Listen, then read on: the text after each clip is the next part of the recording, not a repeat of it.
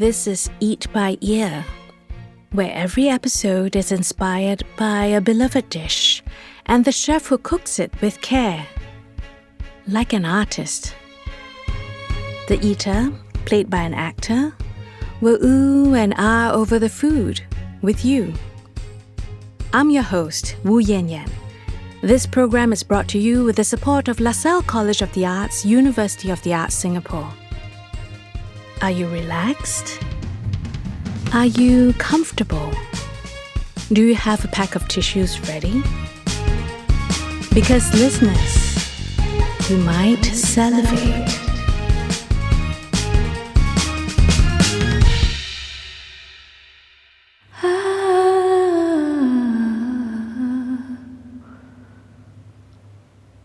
Kway Chap. Before I get married, right, my wife always thought that she's marrying a pilot. So she always tell her friends, I always thought that I marry a pilot leh. 哪里知道 from the highest kind of job that you can find in the sky kind of job, then he come and do the hawker leh. Chef Jason Koh is a third-generation Kway Chap hawker. He's been cooking and selling Kway Chap for over 20 years in a hawker centre in Serangoon Market Food Centre in Singapore. Kway Chap, a popular breakfast and lunch dish in Singapore, Malaysia and Thailand, comes from the Teochew people in Swatow or Shantou on the eastern coast of Guangdong, southern China.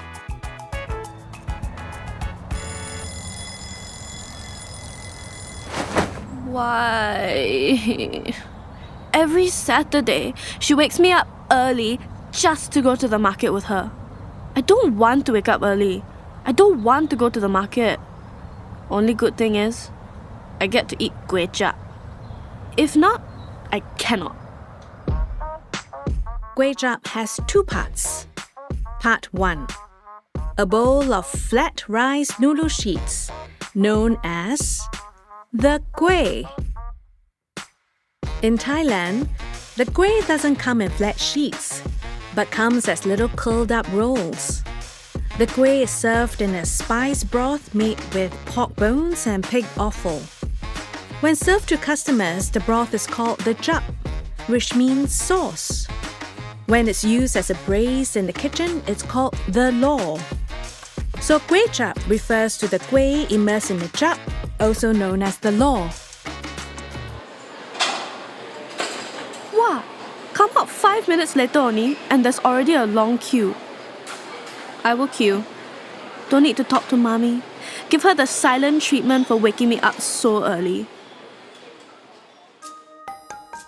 When he first told his parents he wanted to be a hawker instead of the pilot he had been certified to be, all hell broke loose. So I was telling them, okay lah, I'm helping you already. Why not let me slowly take over this store's business law? Then, their reaction was very immediate one. Immediately at that point of time, my mother say, go, you go away now. Don't stay at this store anymore. We don't need your help anymore. She was so angry about this idea that I want to take over the store's business rather than go and continue with my flying career after coming back from Australia, right? I understand why they insist that I don't do the hawker job anymore because to them it's like so tiring, so physically straining. You really have no family time, no social time. Part 2. The toppings. A plate of pig offal that also doubles up as an experiential biology lesson. The star of the dish, large intestines. Also, small intestines, the belly, the stomach, the ear, the trotters, the skin. Served with optional braised tofu, braised peanuts, braised preserved vegetables, braised hard-boiled egg. And as a refreshing dip, a light chili sauce mixed with garlic and vinegar. 2, 4, 6, 17 people in the queue. Mommy, stop waving at me! He is cutting the pork parts. Sharp, focused, accurate. Like an engineer. Even when there are 2, 4, 6, 18, no, 20 people in the queue. It's like he's in the avatar state. Nothing can break his focus. The customers? We wait. Before the first bowl of Kway Chap is served, before there are cars on the roads, before the cockerel lets out his first cock-a-doodle-doo, Chef Jason arrives at his stall, 3:30 a.m. He starts with the broth, also known as the law. The initial stage of the law itself, I added pork bones and duck carcass.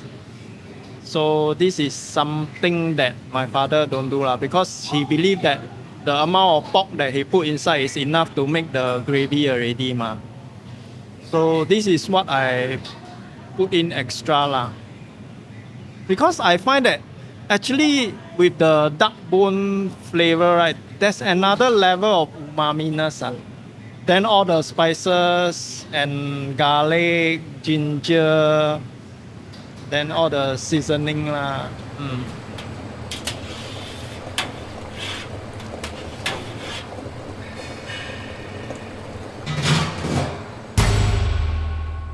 While the law is boiling, he starts the hardest part, cleaning the large intestines, 大肠 in Teochew or 大肠 in Mandarin.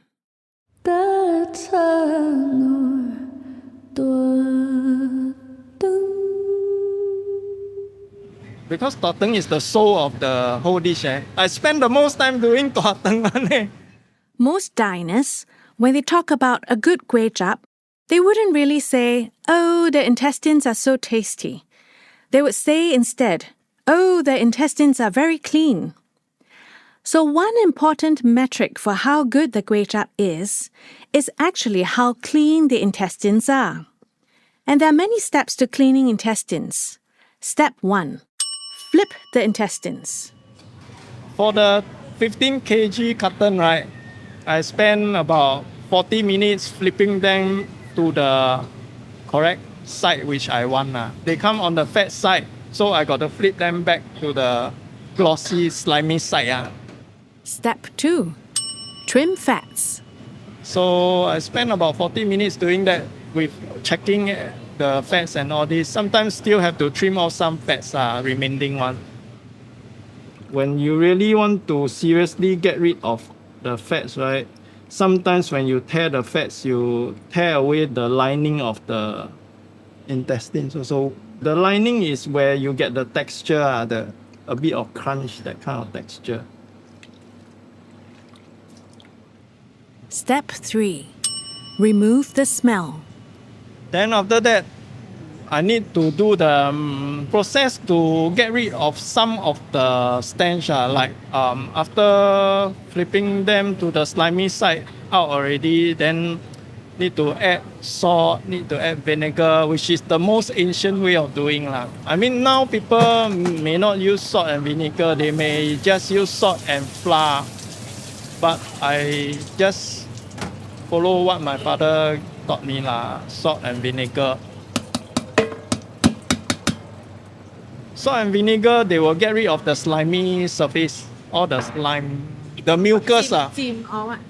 Steam, and also need to wrangle them, make sure that the slimy thing gonna rub off most of them. Step 4. Rinse.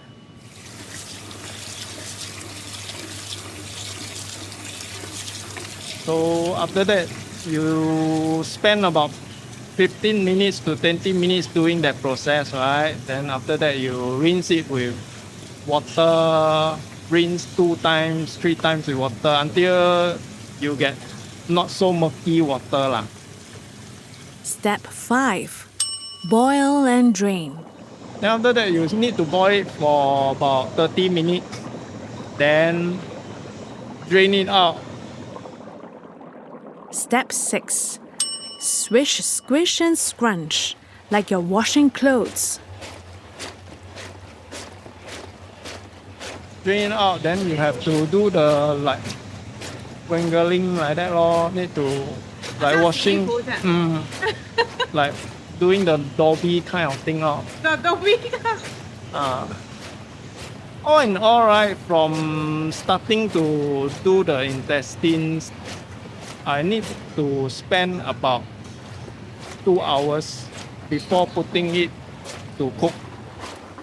6 steps and 2 hours in the early morning just to clean intestines? Surely there must be easier ways to do this. When my father is there helping me, he will always tell me, you have to do this before you do this. I say, from A to B, right? You want to go from A to B, I draw a straight line, can go. Why you must make me go to point A, point 1, point A, point 2, then come to B? Correct or not? Then I say, I just go A to B lah. Then after, when I do it myself, right, I realize really cannot get the flavor that I'm used to, that kind of flavor that they cook. Really cannot reach that stage. My turn. I want Kway Chap for 2 with everything. 你要猪脚吗? Yes, 要. And 2 big bowls of kueh. Extra 有汤. The kueh. The kueh itself, right? The flour mixture is more of meal rice than flour. They need both the meal rice and the flour to do the kway chap. But this one, they have more of the meal rice compared to the proportion, more of the meal rice than the flour. So the texture is more Q, 比较 Q 一点. Q, written as the English letter Q in caps, is the Chinese word for a bouncy mouthfeel. So not mushy, not hard, on the softer side of al dente. You could say the noodle is Q, the fishball is Q. You could even say the fried chicken thigh is Q. White sheets of kueh, relaxing in the dark brown pool of chap, folding over each other, a cuddle puddle. The swirling fragrance of cloves, pepper, garlic, and pig, a lot of pig, reaches into my soul before I even sit down with my tray. A handful of yutang, fried shallots, golden brown, chopped coriander and parsley, a refreshing green sprinkled on top, lightly adorning the delicate kueh. Still not talking to you, Mommy. Everything in my big pot. Everything will go in. So the flavors, right? All the different things, all the different parts, stomach, whatever, the car, skin, all will be boiled together in the big pot. But the timing is stipulated. So my first thing in will be stomach and the belly pork. Then after that will be the tua teng and hon teng. You just have to get the timing correct. You don't overcook or undercook. Overcook, you get mushy, don't have that kind of texture. The plate of pork parts, evenly cut into perfect bite-sized pieces. Each piece has its own voice. This one is bouncy, that one firm, jelly-like, juice squirting, fibers splitting, fat melting, like an ode to pig in Teochew.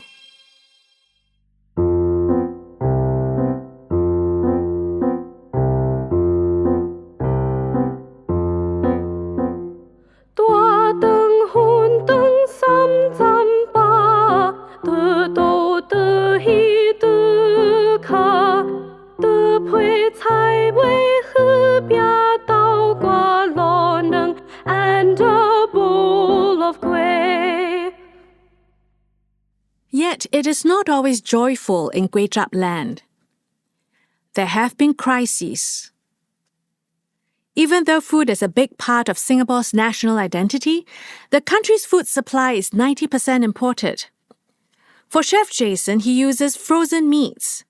Intestines are imported from Denmark, stomach from Ireland or the UK, small intestines from Australia, skin from Holland or the Philippines, pork leg from Scotland or Brazil. The reason for frozen pork? Well, because otherwise the supply could be frozen. Before the JB site, the swine flu happened, right? All our pork are fresh ones. We don't like the frozen pork, nobody will buy one, nobody will use. Then after that swine flu thing, Singapore government just closed down the abattoirs here. People then start using all these frozen things. Then prices of fresh pork go up, double the price of before the swine flu. So no choice.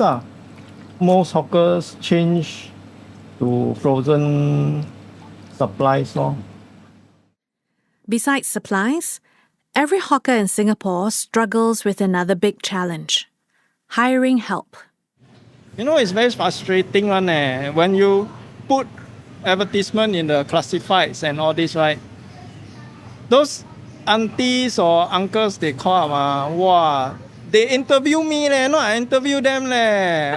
What is my working hours? I only want 4 to 6 hours. I only want cashier job. I don't want to do any washing. I don't want to do cooking. Always like that, one Singaporeans. Then I reply them, sorry, I actually trying to hire a helper, not hire a boss. 我在请工人，我不是要请老板。A spoonful of kway, a piece of pork belly. A spoonful of kway, a piece of intestine. In 2020, Singapore's hawker culture made it to UNESCO's list of intangible cultural heritage. Locally, many Singaporeans feel like more complex dishes are disappearing. The median age of hawkers in Singapore is 60. Many hawkers are retiring, and with their retirement, the dishes they cook are also disappearing. You see, a lot of older hawkers, they just, in the end, they retire. Even their children don't want to do it. People look at hawkers like the status very... what I'm always frustrated about is hawkers, right? Our ingredients, our supplies, even the labor is no difference from a restaurant or a cafe. The only difference is our rental. But people always expect us to sell that kind of price, which is that kind of very cheap price. I have no more kway. But still 3 more pieces of intestine. But no more kway. And the line is so long. How to get another bowl of kway? How? Like other stores, they always say, why you never take extra off or whatever. So my only off day is Monday. But since I started working here, right, there's no one day that I've taken MC. MC means a medical certificate from the doctor. In Singapore, it means taking a day off. Chef Jason has never taken a day off besides Mondays for 20 years. Even when I chop off one third of my fingertip, I went to do the surgery, cover it back and everything. I still working. Then even when I sprained my ankle so bad that it becomes swollen like a ball like that, until when I go to the doctor have to use a big needle to poke holes to let all the fluid come out. I wrap a plastic bag, I still continue working. Because like I say, this is a very laborious job. I mean, back-breaking. Since I started doing this, my lower back really is everyday sore. Then sometimes it's so bad until I cannot walk properly. I have to walk very small steps. I asked Chef Jason why. Why does he give so much of himself? He tells me he doesn't have a choice. He says, bo bian. Bo bian, I mean, it's the kind of responsibility, I would say. When they want to come for my Kway Chap, sometimes they come all the way from Bukit Timah, from Jurong. So it's a kind of responsibility to the customer also. What is this? A bowl of kueh. Half full, just enough for me. Mom's hand pushing it across the table. To me. Mommy, you sure you're done? You can't finish? You sure? You sure? Okay, only if you're sure. Thank you, Mommy. Okay, until now, I already got third generation customers already. Okay, the first generation is my father's regulars. Then after that, they bring their small children. Then after 20 years that I'm doing now, my second generation customer got third generation already. So they still come down. Even I got one girl, since primary 3, she started coming with her parents. Now she graduate her lawyer thing with her bar degree. She graduate. She came down with her graduation, the gown. Come and take photo with me. Just come down with the gown to take photo with me. That's why I say, when you visit a hawker store, right, there's one flavor we call 人情味, which you can't find in restaurants because it's kind of personal touch.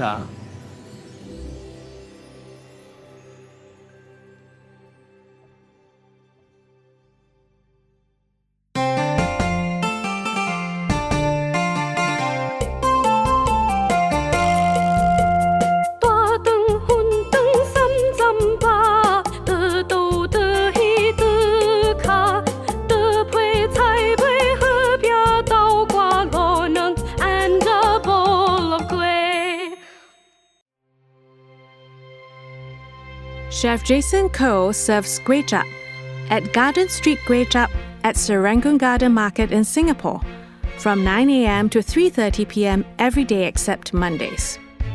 Eat by Ear is written by Wu Yan, produced by Wu Yan and Terence Lau. Our sound designer is Lim Ting Lee. Our voice artist and singer is Yakuza Baby. Our theme music is composed by Zhou Ng. Ode to Pig is arranged by Chua Chia Hui, based on Ode to Joy by Beethoven. Field recordings by Arnold San Juan and Terence Lau. Studio sound engineering by Stephen Chong. Our production assistant is Chua Chia Hui. Design and photography by Timothy Wee. Our advisors are KF Sito and Patrick Cox. Eat by Ear is a Wu Yan production. A huge thank you to LaSalle College of the Arts, University of the Arts Singapore for supporting this work. You can listen to all our episodes and find photos and important notes about each dish at eatbyear.com.